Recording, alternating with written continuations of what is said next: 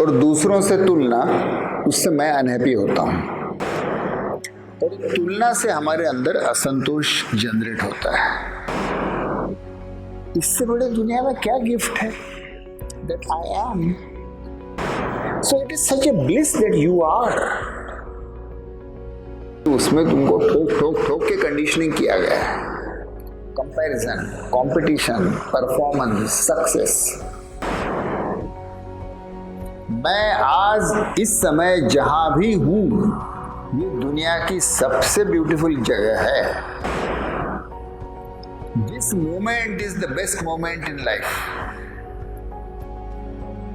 ये अंदरूनी भाव अगर लगातार रह सके, तुमको इनसिक्योर करना और ज्यादा कुछ करने के लिए पुश करना, ये दुनिया का धंधा है।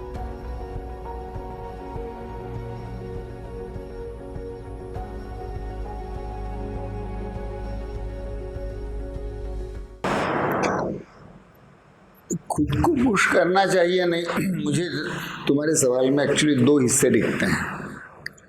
एक हिस्सा है कंपैरिजन वाला, तुलना, और दूसरों से तुलना, उससे मैं अनहैप्पी होता हूं, क्योंकि मैं जो भी कुछ करता हूं वो कम ही नजर आता है। और ये तो होने ही वाला है। अब मैं यहाँ गढ़चिल में यहाँ पे बैठा हूँ, कुछ छोटी मोटी चीजें कर रहा हूँ पिछले 30-40 सालों से, लेकिन मैं कहूँगा लेकिन वो सचिन तेंदुलकर ने तो 100 सेंचुरी मारी, मैंने एक भी नहीं मारी। लेकिन वो लता मंगेशकर कितना सुंदर गाती है, मेरा आवाज वैसा नहीं है।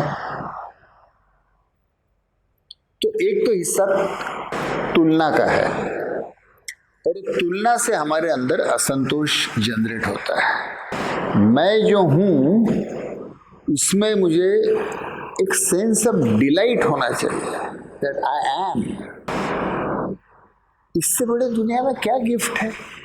That I M. फर्ज करो तुम होती ही नहीं, तो क्या कर लेती? So it is such a bliss that you are. लेकिन हम लोगों को बचपन से वो, जब शायद अपने सिबलिंग के साथ में भी तुलना की जाती है, पड़ोस के बच्चों के साथ भी की जाती है, क्लासरूम में भी पहली कक्षा से तुलना, पहली में एडमिशन मिलने के लिए भी competition.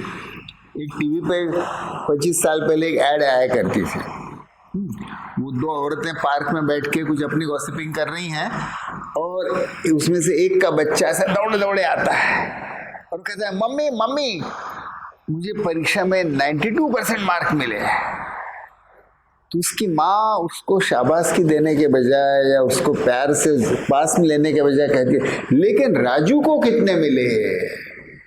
So the first reaction is, तुमको 92% मिला, इसके मुझे कुछ लेना देना नहीं है, तुमको राजू से ज्यादा मिले कि नहीं मिले, क्योंकि राजू मेरी पड़ोसन का लड़का है, उससे तुमको ज्यादा मिलेगा तो मेरी कॉलर टाइट होगी।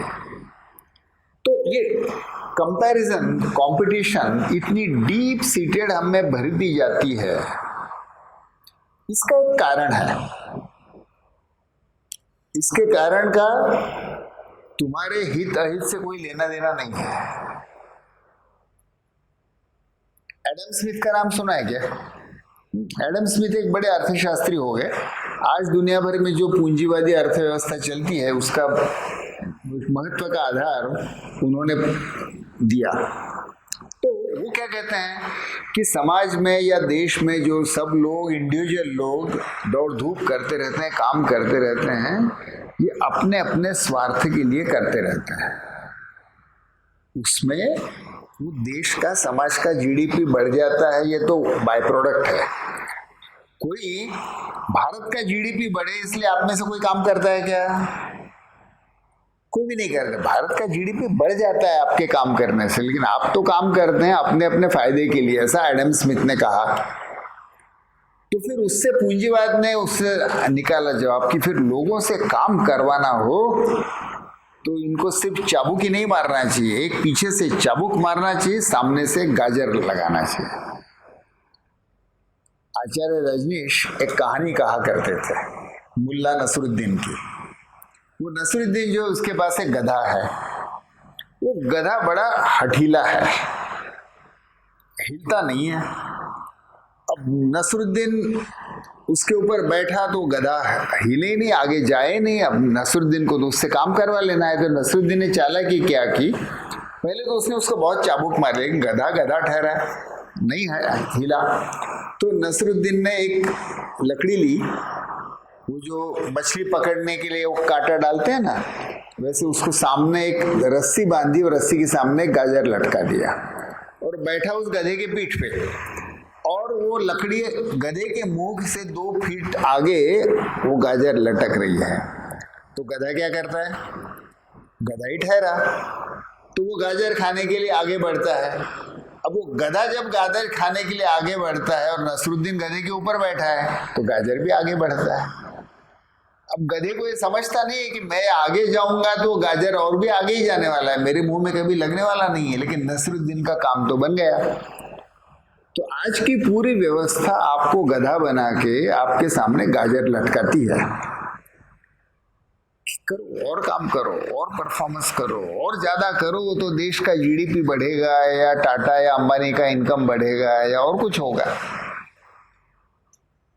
तुम्हारा क्या होगा इससे किसी को मतलब नहीं है। तो जब हम अपने आप को उस कंपटीशन में, परफॉर्मेंस के कंपटीशन में डालते हैं दूसरों के साथ तुलना में, तो हम अपने को गधा बनाते हैं। तो उसमें से बाहर आने का तरीका एक तो ये है कि हमको उस सेंस ऑफ कंपैरिजन से कॉन्शियसली हटना चाहिए।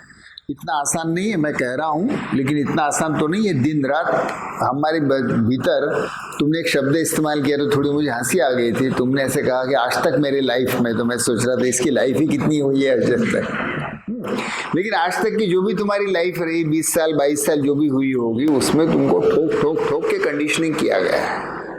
कंपैरिजन, कंपटीशन, परफॉर्मेंस, सक्सेस, तो वो तो तुमको अनहैप्पी बनाने की गुरु किल्ली है। वो डीकंडीशनिंग अपना कैसा करोगी, और बहुत मुश्किल है। सारा समाज तुमको लगेगा अरे ये तो दौड़ दौड़ के आगे जा रहे हैं, कहाँ जा रहे हैं उनको भी नहीं पता है, लेकिन वो दौड़ रहे हैं आगे जाने के लिए। आगे का इधर है ये भी उनको पता नहीं। जिधर दौड़ रहे हैं समझो वही गलत दिशा हो गई, तो एक्चुअली वो तो पीछे दौड़ रहे हैं। लेकिन हु केयर्स, सभी को दौड़ना है, क्योंकि वो मेरे से आगे चला जाएगा।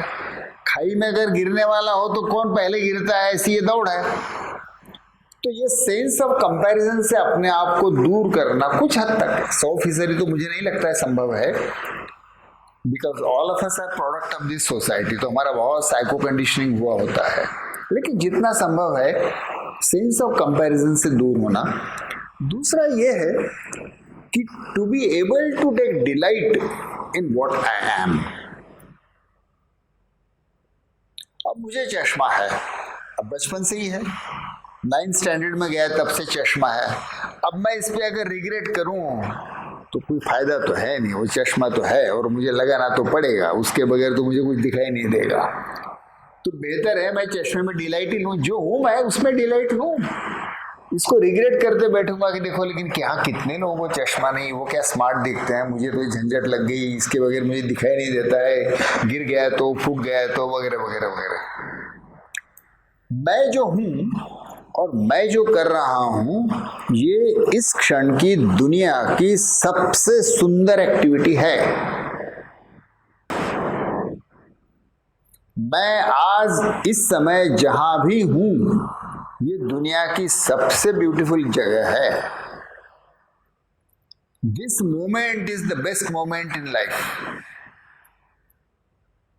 ये अंदरूनी भाव अगर लगातार रह सके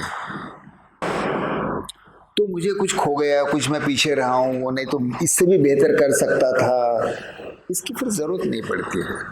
वो जो to push myself hard का भी सवाल क्यों आता है, क्योंकि somebody else is pushing himself or herself even harder। तो मैं दुखी हो रहा हूं, फिर वो तो ज्यादा अपने आप को वो अपने आप को ज्यादा दुखी कर रहा है, उससे क्यों स्पर्धा कर रही हो। So take delight in the bliss of what you are. तुमको किसने बनाया है?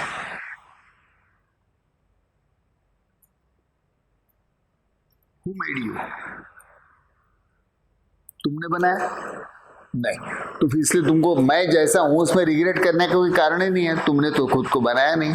फिर अब जवाब तो एक ही बचा, तुमको ईश्वर ने बनाया या निसर्ग ने बनाया या जीवन ने बनाया।